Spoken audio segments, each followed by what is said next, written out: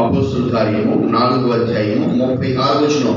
కుప్రాలో పుట్టిన లేవీయుడగు యోసేపు అను ఒకడుండెను.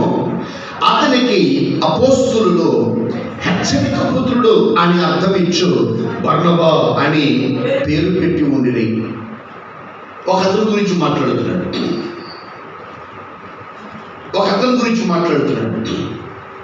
అతని పేరు యోసేపు. ఆ యోసేపు అన్న పేరు విన్నప్పుడు చాలా సాత్వికంగా ఉంది కదండి, అవునా కదా? హలో సార్, యోసేపు అన్న మాట విన్నప్పుడు చాలా సాత్వికంగా ఉంది. నా మటుకు నాకు యోసేపు అనే పేరు విన్నప్పుడల్లా చాలా నెమ్మదస్తుడు, చాలా నిదానస్తుడు అనిపిస్తాడు. ఎందుకనంటే యోసేపు అనగానే నాకు ఎవరు జ్ఞాపకం వస్తారో తెలుసా? మరియ భర్త అయిన యోసేపు గుర్తు వస్తాడు. మనం చాలా నాటకాల్లోనూ, చిన్నప్పుడు చాలాసార్లు సినిమాల్లోనూ, పిల్లలు వేసే స్కిట్లలోనూ, సినిమాలు అంటే వేరే సినిమాలు కదా, దయామయుడు, కరుణామయుడు, ఆ సినిమాల్లో అక్కడ దేవునితో వచ్చి ఏమంటాడు? యోసేపు, ఓ యోసేపు అని అంటాడు. అంతేనా? చాలా ఆహ్లాదంగా ఉంటుంది. ఓ యోసేపు అని అంటారు. యోసేపు చెప్పండి అమ్మా, ఓ యేసేపు అన్నప్పుడు ఆహా ఎంత ప్రశాంతంగా ఉంది. యేసేపు అంటే చాలా హాయిగా ఉంటుంది అనమాట. అలాగే యేసేపు మత్తయి సువార్తలో మరియ భర్త అయిన యేసు ప్రభు తండ్రి అయిన యేసేపును చూస్తున్నప్పుడు ఆయన కూడా చాలా సాత్వికుడు, చాలా మంచివాడు. మరియ గర్భవతి అయినప్పుడు ఆవిడ్ని అవమానపరచాలని విన్నారా? ఏమనుకోలేదంట, ఆమెను అవమానపరచాలని, అలర్ చేయాలని, ఆవిడ పరువు తీయాలని, ఆవిడ సిగ్గుపరచాలని. ఏది ఎంగేజ్మెంట్ అయిపోయినాక కూడా ఆమె గర్భవతి అయిందని తెలిసినప్పుడు కూడా అయినా కూడా పోనీలే పాపం, ఆమెను అవమానపరచొద్దు, మనకెందుకు అని సాత్వికాన్ని చూపించాడు. ఈ యోసేపును కూడా చదువుతున్నప్పుడు కుప్రాలో పుట్టిన లేవీయుడగు యోసేపు అని ఒకడుండెను అని అన్నాడు. అతనికి అపోస్తులు హెచ్చరిక పుత్రుడు. దేవునికి స్తోత్రం. కింద వచనాల్లో హెచ్చరిక పుత్రుడు అని అంటే ఆదరణ పుత్రుడు అని అర్థం ఇచ్చాడు. ఆదరించేవాడు.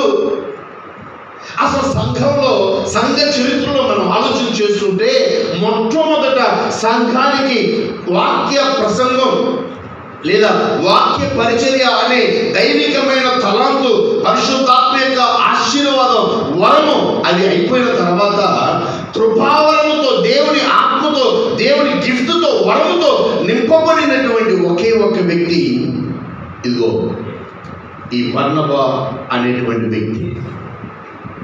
ఏమి చేశాడండి? ఏమిటండి అతను కలిగించిన మంట?